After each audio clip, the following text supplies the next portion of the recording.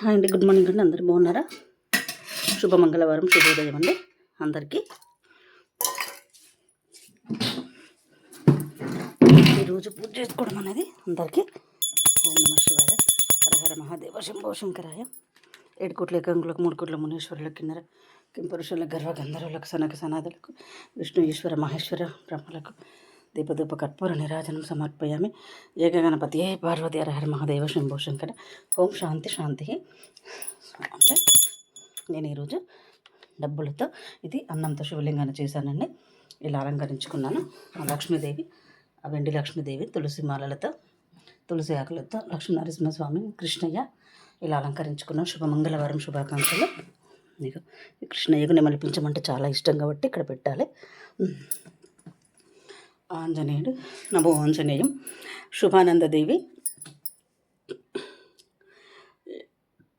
కాళేశ్వర ముక్తేశ్వర స్వామి, మహాసరస్వతి, ఇవన్నీ ఈరోజు పూజించుకున్నానండి. అందరికీ మంగళవారం శుభాకాంక్షలు. నైవేద్యం ఇలా భోజనాన్ని పెట్టాను. ఓం సవితుర్వరేణ్యం భర్గో దేవస్య ధీమహి ధియో యో న ప్రచోదయాత్. భూమాత కూడా ఎవ్రీడే చేసేట్టు పూజ చేశాను. నైవేద్యం స్నానం చేసి వంట చేశాను కాబట్టి ఇది మహాప్రసాదం అయిపోయింది. ఇది మేము తింటాం. ఇంకా ఓం శాంతి శాంతి. సర్వేజన సుఖినో భవంతు. ఇలా ఏదో ఒకటి మనకు తోచింది చేసుకోవడం అంటే కాలాన్ని గడుపుకోవడం. వడ్డించిన విస్తరి కానప్పుడు మన ప్రయత్నం మనం చేసుకుంటూ ఎదుగుదాలి. ఏదో ఒక రోజు దేవుడు చేస్తాడు. పుష్పాలు పూసే టైం కాదు, మాకు అందుబాటులో లేవు. లేకుంటే నేను 1000 పుష్పాలతో 1,00,000 పుష్పాలతో పూజలు చేస్తూ ఉంటానండి. ఓం శాంతి శాంతి శాంతి. నేను ప్రత్యేకంగా సామాన్లన్నీ తెచ్చుకొని ఉంచుకుంటానండి. సాలరీ రాగానే సాలరీ పట్టుకొని వెళ్ళిపోతాను సామాన్లకు. ఎందుకంటే మన ఇంట్లో తక్కువ ఉండకూడదు. అలంకరించుకునే పూజ గదిలో అన్ని విధాలుగా ఉండాలంటండి.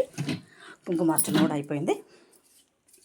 సర్వేజన సుఖిన భవంతు. ఓం శాంతి శాంతి శాంతి. అండి ఇలా నిండుగా అలంకరించుకోవాలంటండి. ఇంట్లో నిండుగా అలంకరించుకొని ఉంటే అన్నీ మనకు ఉంటాయంట.